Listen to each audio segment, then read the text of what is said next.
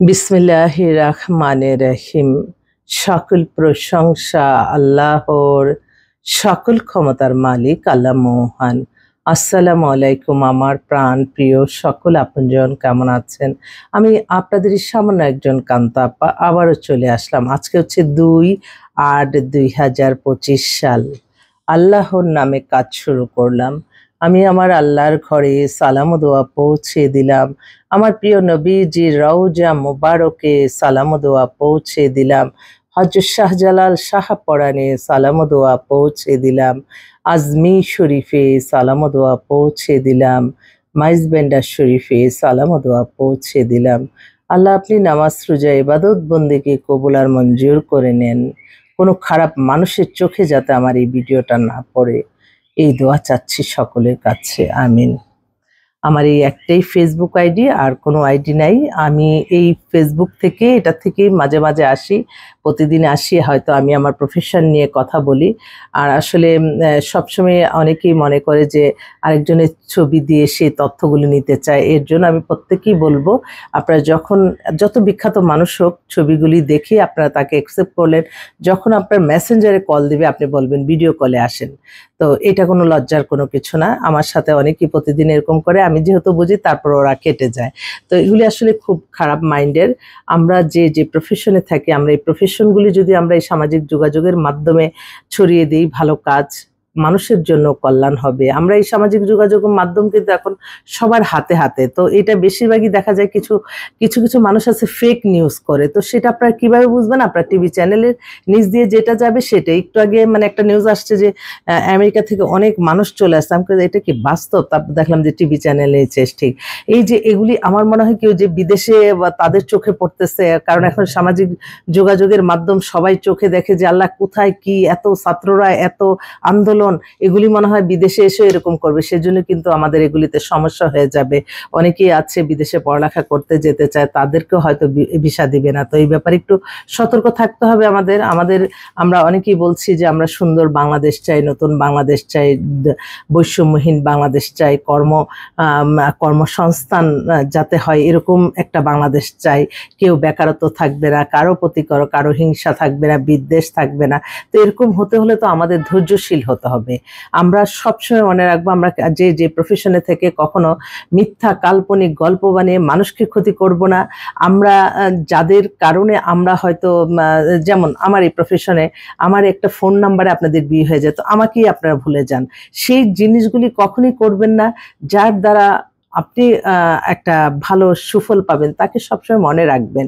এই কয়েকদিন ধরে রাস্তাঘাটে কয়েকদিন কিন্তু যানজট ছিল না। যেই আন্দোলনগুলি শুরু হয় প্রচুর যানজট সৃষ্টি হয়। তো যারা আন্দোলন করছে, যারা যেইটা নিয়ে আসতেছে, তাদেরগুলি যদি একটা কোনো প্রতিনিধির মাধ্যমে যদি তারা তাদের এগুলি ডিসপ্লে করে, যারা রাষ্ট্র পরিচালনা করে তাদের কাছে পৌঁছে যায়, একটা প্রতিনিধি সৃষ্টি করে যে হ্যাঁ আমাদের এই কারণে আমরা রাস্তাঘাটে বসছি, তখন তাদের যেটা সম্ভব সেটা করে দিলেই তো হয়। কেন এত রাস্তা বন্ধ করে এই আন্দোলন সংগ্রাম করে? বিদেশের ওরা যখন দেখতেছে, আমরা আগে দেখতাম এই দেশে ঝামেলা, ওই দেশে ঝামেলা, এই পাকিস্তানে এই বোমা ফুটতেছে, তখন আমাদের ভিতর অনেক ভয় আসতো যে আসলে আমরা বাংলাদেশে আলহামদুলিল্লাহ শান্তি আছি, হয়তো মানুষের নজর লেগে গেছে, নাইলে এরকম তো হওয়ার কথা না। তো সবাই মিলেই আমরা ভালো থাকি না কেন? আমরা যে চলে গেছে তাকে ডেকে তাকে অনুকরণ করে আবার এই একই জিনিস করব, এটা তো আসলে ঠিক না। এরকম বাংলাদেশ তো আসলে আমরা চাই না। আমরা সামান্য ক্ষুদ্র প্রফেশন, ক্ষুদ্র মানুষ, আমরা সবাই মিলে একটু একটু করে ভালো থাকি। বৈষম্যহীন বাংলাদেশ চাই। কেন একজনে থাকবে 1000 কোটি টাকা, আরেকজনের হয়তো থাকার জায়গাটাও নাই? এরকম বাংলাদেশ আসলে আমরা চাই না।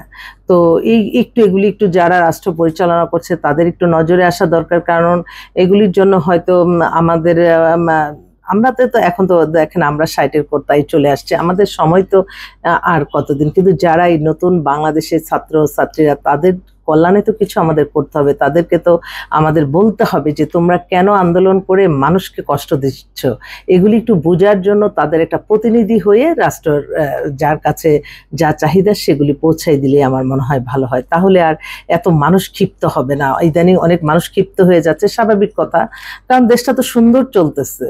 দেশে দেখেন আমরা নির্বাচনের মাধ্যমে আমরা এত এত মন্ত্রী এমপি তাদের ছাড়াও কিন্তু এখন রাষ্ট্রে যারা কম কম লোক আছে তারাও কিন্তু আলহামদুলিল্লাহ ভালোই চালাচ্ছে।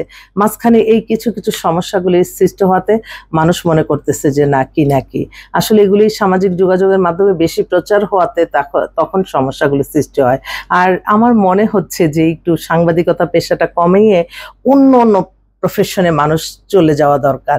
কারণ এত ডিসপ্লে, এই একটা কিছু করলেই সেই সাংবাদিকদের কাছে সমস্ত কিছু সব সামাজিক যোগাযোগের মাধ্যমে চলে আসে, তখন কিন্তু একটা মানুষের হিতে বিপরীত হয়। তো অন্য প্রফেশনে আমাদের একটু আসা দরকার, আমি আমার ব্যক্তিগত মত আর কি।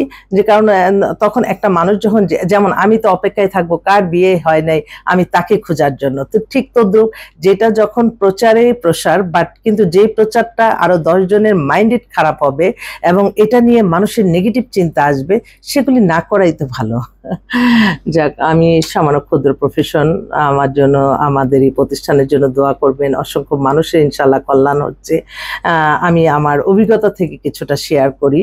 তো যেহেতু আমি প্রতিদিনই আমার নতুন নতুন অসংখ্য পাত্র পাত্রী, অনেক নতুন নতুন ফ্যামিলির সাথে পরিচয়, এক একটা মানুষের গল্প শুনি, তখন আর কি বাস্তব অভিজ্ঞতাটা কিছুটা তুলে ধরি। আর আমার এটা ফেসবুকে আমি ছবি ছাড়ি, এখন তো আমি জাস্ট বাসা, অফিস, জিম, আবার বাসা, এই এতটুকুর মধ্যে আমি সীমাবদ্ধ থাকি। কারণ মানুষের একটা সময় আর কত, আমি দেখি যে মানুষের চাওয়া পাওয়ার শেষ নাই। কেন এত চাওয়া পাওয়া থাকবে? আমরা একে অন্যের প্রতি ছড়িয়ে দিই না ভালোবাসা? শুধু কি সারা জীবন ব্যবসায় করে থাকতে হবে? শুধু টাকার পিছনে ঘুরলে হয় না। আপনি ভালো থাকবেন, আপনার সবাইকে নিয়েই ভালো থাকেন না। আপনার নামাজ, রোজা, ইবাদত, বন্দেগী, দান, সদকা, মানুষের কল্যাণের মাঝেই তো সকল শান্তি, এবং ওটাতেই আপনি ভালো থাকবেন। তো সবাই ভালো থাকবেন। আর আমার হোয়াটসঅ্যাপ নাম্বারটা বলে দিচ্ছি, 01971860261। পাত্র পাত্রীর সন্ধানে ইনশাল্লাহ চলে আসবেন আপনারা। আমাদের অফিস প্রতিদিনই খোলা আছে। আসসালামু আলাইকুম।